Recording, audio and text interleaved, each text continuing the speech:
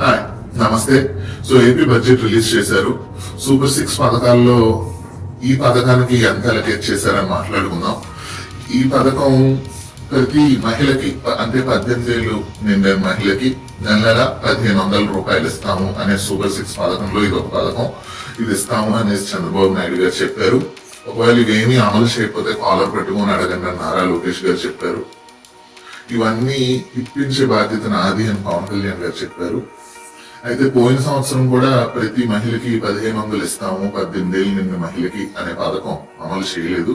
ఇప్పుడు ఈ బడ్జెట్ లో కూడా అమలు చేయట్లేదు. అంటే నెక్స్ట్ బడ్జెట్ వచ్చేసరికి 2 years అవుద్ది. సో 2 years ఈ పథకానికి పంగనామం పెట్టారు అనేసి అనుకోవాలి. ఏపీలో దగ్గర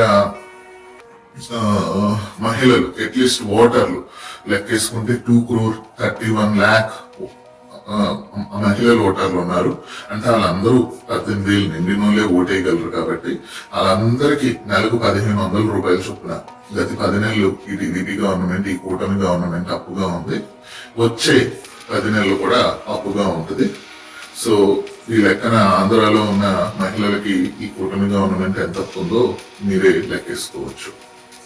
ఈ బడ్జెట్ లో ఆ పథకానికి అలకేట్ చేసింది మాత్రం గుండు 0.